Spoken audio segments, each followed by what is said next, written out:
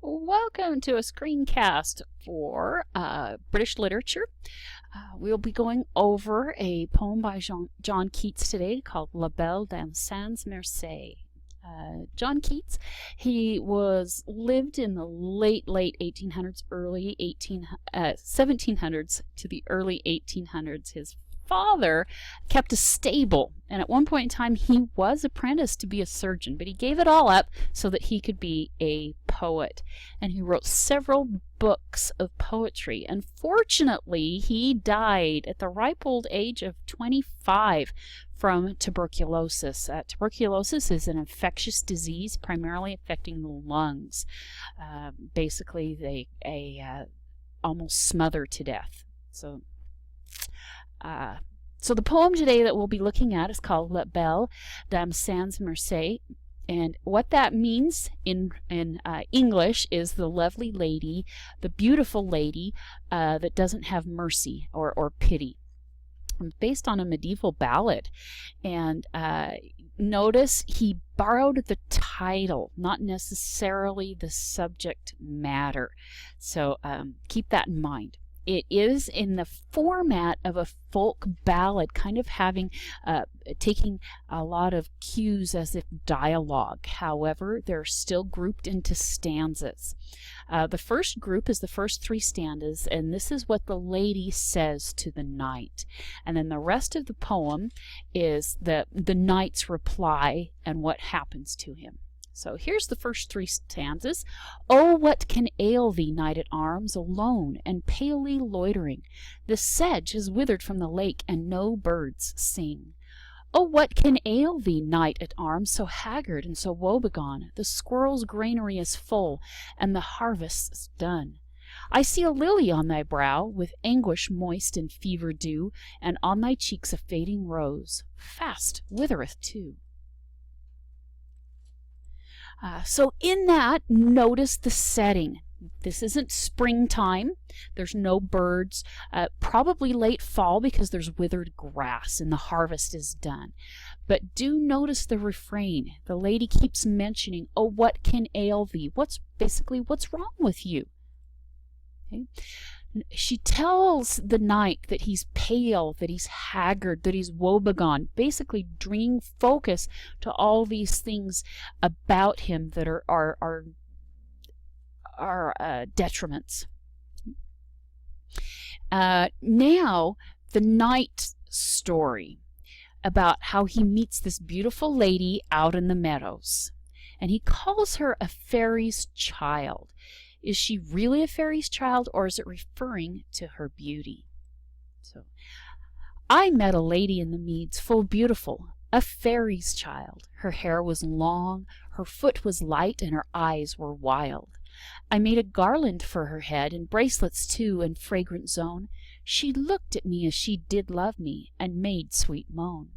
I set her on my pacing steed, and nothing else saw all day long, for sidelong would she bend and sing a fairy song. She found me roots of relish sweet, and honey wild, and manna dew, and sure in language strange she said, I love thee true. Now notice here that what she says is spoken in a strange language that he didn't understand, but assumed that she was saying she loved him. Go back here. And sure in language true, strange she said, I love thee true. She didn't really say that. That's just what he interpreted it to mean. Also up here in stanza 5, she looked at me as she did love. That's up to his interpretation there. Anyway, the section talks about how he makes her a garland, he gives her gifts, he puts her on his horse, and she sings this fairy song and feeds him. Now, the poem ends with these two stanzas. Oh, no, not quite yet, sorry, there's a few more. She took me to her elfin grot, and there she wept and sighed full sore, and there I shut her wild eyes with kisses four.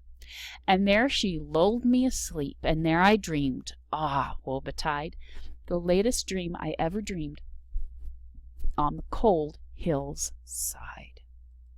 Now, you notice she took him to her elfin grot, a strange mystical place, and she cried. Why would she cry? What was she trying to say in her language? Was she crying because she was misunderstood? Was she crying for about what she was going to do? He calmed her with kisses. Did he really calm her, or did he mask it? And was the kisses what she really needed or wanted? Now here's the true end. I saw pale kings, so this is while he's dreaming. I saw pale kings and princes too, pale warriors, death pale were they all. They cried, La Belle Dame sans Merci hath thee in thrall. I saw their starved lips in the gloam, with horrid warning gaped wide, and I awoke and found me here on the cold hill's side. And this is why I sojourn here alone, and palely loitering, though the sedge is withered from the lake, and no birds sing. So she lulled him asleep, and he dreamed, and in this dream was a nightmare where he was warned. Now, are these previous kings and princes that he was warned by in the dream, were they previous victims? Notice that they were pale as death, that they had their life sucked out of them. Also notice that these other victims were of high social status. These weren't peasants that were warning him. In the night story, after he's warned, he wakes up and he's in this same spot. But he's there, he's pale, and he's alone. And notice they use the words sojourn and loitering. This doesn't imply movement. It implies that he is stationary. And whether he is not moving of his own accord, or whether he is under some force that is keeping him there. It's something to debate. So some things to consider about this poem. La Belle Dame. Who is she? Is she really a fairy or an elf? Or is she just a very beautiful woman? Or could she be a symbol of something? Possibly creativity, a muse for his to inspire his poetry. Now, there's some themes present in this poem. In it, we have the juxtaposition of two different worlds and cultures. Is love between two worlds or two cultures doomed to never work? Between his earthly mortal existence and her fairy existence? Will it only bring ruin? You also have a theme of different worlds. He puts the woman, La Belle Dame, as almost like a different creature, unknowable and understandable by man.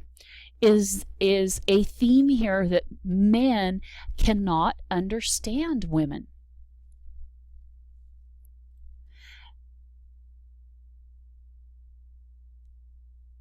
Now, the themes that are present in here, are they based on who she is?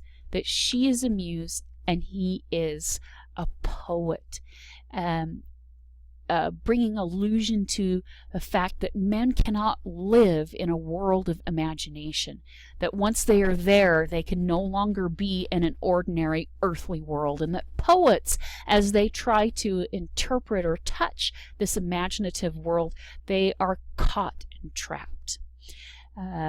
This is one of the first times that we have introduced a classic archetype. It's the femme fatale, basically a dangerous woman. And it was really popularized in some whodunit detective stories, movies back in the 30s and 40s.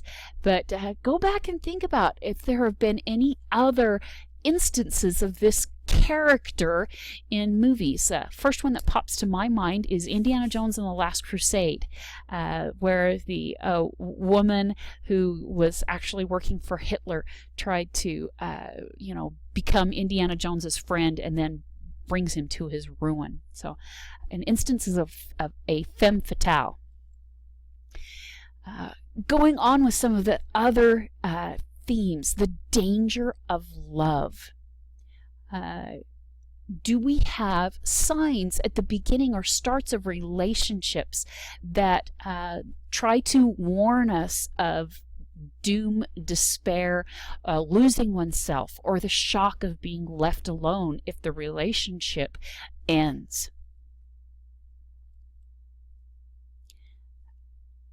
Oops. Oh, I scrolled too fast. There we go. Okay. Also, despair is the only result of love. Despair is all lost. Some things to consider. Why is the knight even there? Sure, he's lost and bewildered, but why can't he leave? Why can't he go back to his old lifestyle? Does he even want to go back? Or does he just exist to warn others against her? Something to consider here.